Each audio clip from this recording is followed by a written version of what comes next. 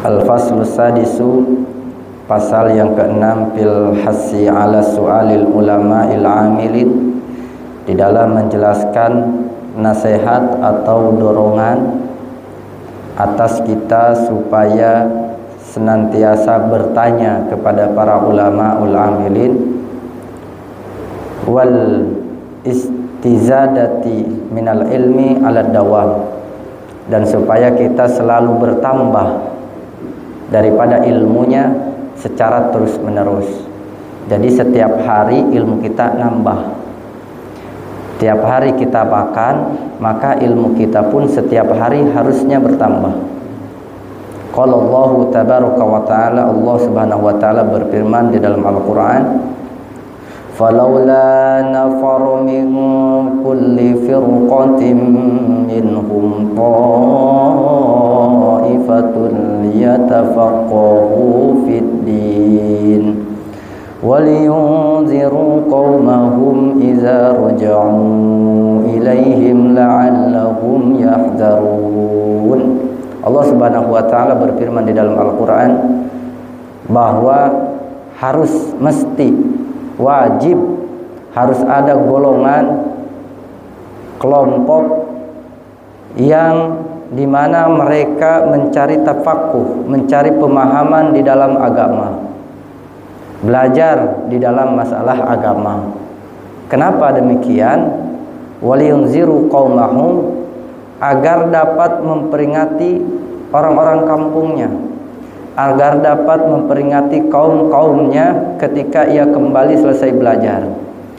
Duduk di majelis ilmu, ketika pulang dapat memberitahu istrinya. Duduk di majelis ilmu, ketika pulang dapat mengajarkan anaknya. Duduk di majelis ilmu, ketika pulang dapat mengajarkan tetangganya. Nah, gitu kurang lebih. Fahadhil ayat al-karimah jama'at bainal hassi ala ta'allum wa ta'lim.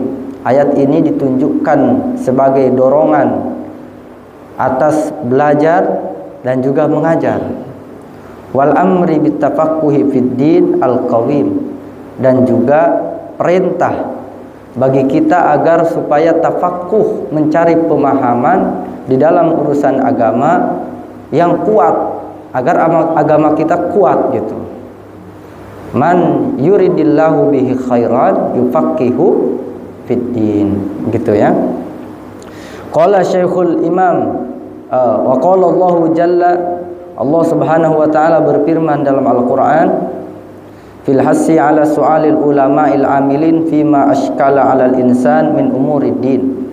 Allah subhanahu wa ta'ala memerintahkan kita semua, mendorong kita semua supaya kita bertanya kepada ulamaul amilin ketika kita tidak tahu di dalam perkara-perkara agama yang sulit dia pahami.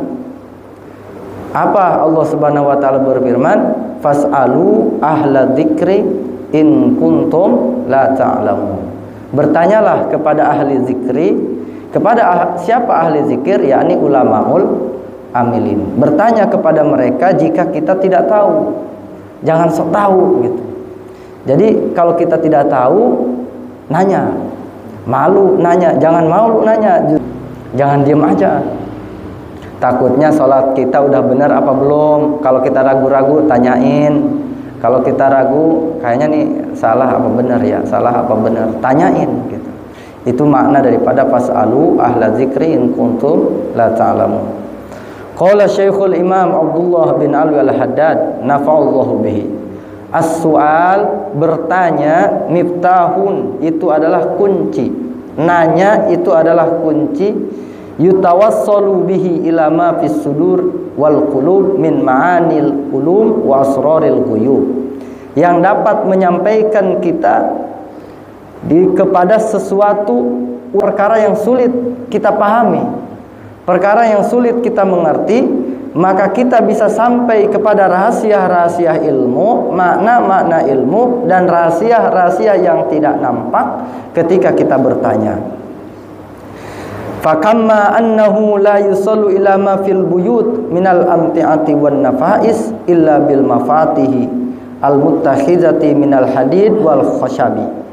Sebagaimana kita tidak akan pernah sampai ke rumah, tapi syarat rumahnya bagus, ada kuncinya.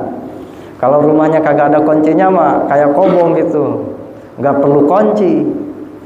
Kita tidak akan bisa sampai ke rumah dan kita tidak akan bisa mengambil barang-barang yang ada di dalam rumah. Di dalam rumah ada perhiasan, kita tidak akan bisa menggapainya.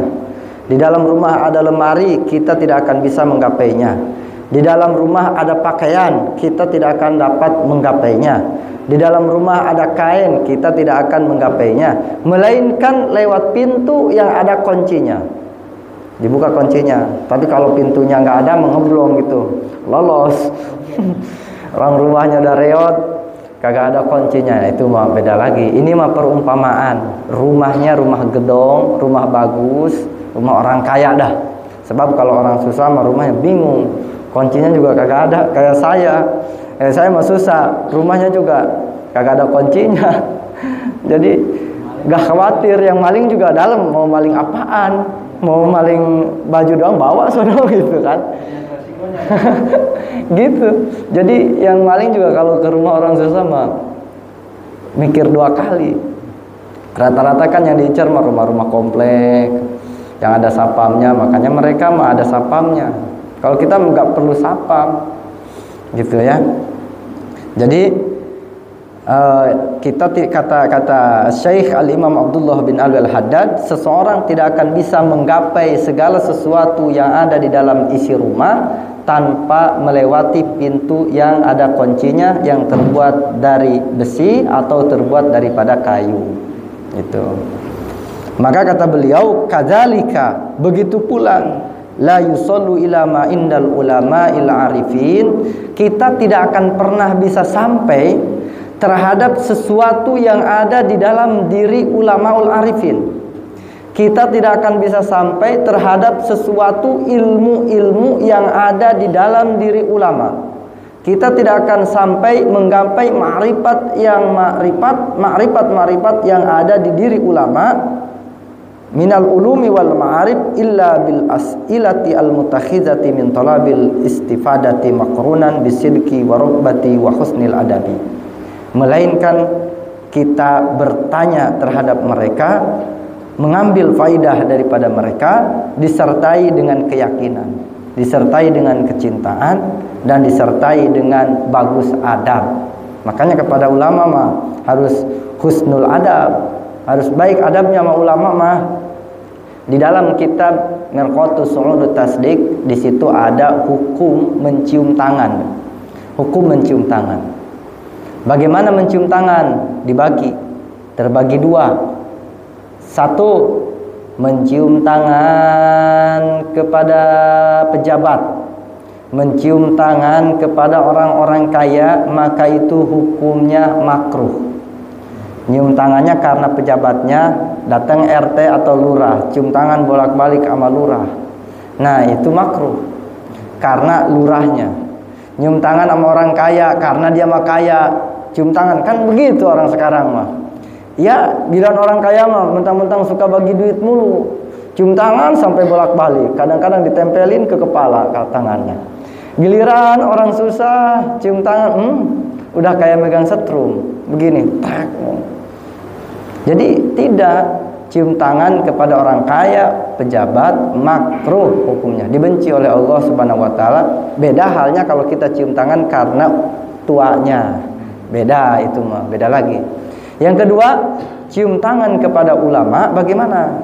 Cium tangan kepada guru-guru bagaimana? Cium tangan kepada orang yang lebih tua dari kita bagaimana? Itu hukumnya sunnah, bagian daripada adab.